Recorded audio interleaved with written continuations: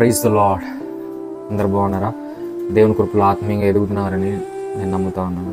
ఈ daily prophetic వర్డ్కి మిమ్మల్ని ఆహ్వానిస్తూ ఉన్నాను. ఈరోజు దేవుడు మనకి ఇస్తున్న వాగ్దానం ఏంటంటే 147వ కీర్తన 3వ వచనం.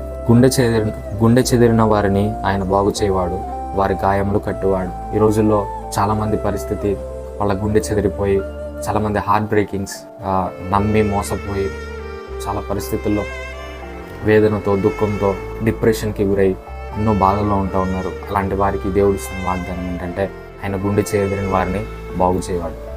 ఏ విషయంలో నీ గుండె చెదిరిపోయిందో నాకు తెలియదు, కానీ దేవుడు నీకు ఈరోజు ఇస్తున్న వాగ్దానం ఏంటంటే నీ చెదిరిపోయిన గుండెని దేవుడు బాగు చేయబోతా ఉన్నాడు. నేను ఒక ఎగ్జాంపుల్ మీకు చెప్పాలనుకుంటాను. క్రేయాన్స్ మనకు తెలుసు కదండి, కలర్స్ వేస్తాం మనం. అయితే ఆ క్రేయాన్స్లో కొన్ని విరిగిపోయిన క్రేయాన్స్ అనుకుంటున్నాయంట నేను ఇంకా దేనికి పనికిరాను. ఇంతకుముందు చాలా కలర్స్ వేసేవాళ్ళు, నన్ను యూస్ చేసుకుని చాలా కలర్ఫుల్గా ఉండేది, చాలా కలర్స్ వేసేవాడిని, చాలా హ్యాపీగా ఉండేది నా లైఫ్. ఇప్పుడు నేను విరిగిపోయాను, నన్ను ఇంకెవ్వరు వాడుకోవాలని విరిగిపోయిన క్రేయాన్స్ అనుకుంటున్నాయంట. కానీ వాటికి తెలియని విషయం ఏంటంటే విరిగిపోయిన క్రేయాన్స్ని కూడా దేవుడు వాడుకోగలడు. ఈరోజు నీ జీవితం విరిగిపోయిందా? నీ గుండె చెదిరిపోయిందా? ఏ విషయంలో నీ గుండె చెదిరిపోయింది? ఏ విషయంలో నీ గుండె చెదిరిపోయింది? ఎవరినైనా అమ్మాయిని నమ్మి మోసపోయావా? లేకపోతే అబ్బాయిని నమ్మి మోసపోయావా? ఎంతగానో ప్రేమించి నువ్వు మోసపోయావా? దేవుడు ఈరోజు నీతో చెప్తా ఉన్నాడు ఏంటంటే గుండె చెదిరిన వారిని ఆయన బాగు చేయవాడు. ఏ విషయాల్లో నీ గుండె చెదిరిపోయింది? జాబ్ రావట్లేదని నీ గుండె చెదిరిపోయిందా? పెళ్లి కావట్లేదని నీ గుండె చెదిరిపోయిందా? లేకపోతే అవమానాలతో నీ గుండె చెదిరిపోయిందా? ఏ విషయాల్లో నీ గుండె చెదిరిపోయింది?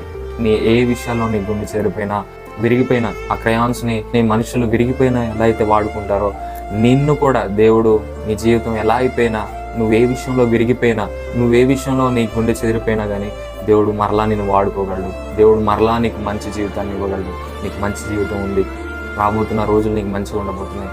This is the prophetic word. చాలామందితో దేవుడు ఈ ప్రాఫిటిక్ వర్డ్ ద్వారా మాట్లాడుతున్నారు. చాలామంది మెసేజ్ చేస్తూ ఉన్నారు. మీకోసం ప్రత్యేకంగా నేను ప్రార్థన చేస్తూ ఉన్నాను. దేవుడు ఈరోజు మీతో మాట్లాడుతున్నారు ఏంటంటే ఏ విషయంలో మీ గుండె చెదిరిపోయినా కానీ ఈరోజు దేవుడు మిమ్మల్ని బాగు చేయబోతూ ఉన్నాడు. నీ గాయాలని కట్టబోతూ ఉన్నాడు. నీకు ఏ విషయాల్లో గాయాలైనయో, గాయపడ్డావు, నీ హృదయానికి ఏ విషయాల్లో గాయాలైనయో, ఏ విషయాల ద్వారా నీ హృదయానికి గాయాలైనయో, నీ గాయాలన్నిటినీ దేవుడు కట్టబోతూ ఉన్నాడు, సరి చేయబోతూ ఉన్నాడు. నీ జీవితాన్ని దేవుడు సరి చేయబోతూ ఉన్నాడు.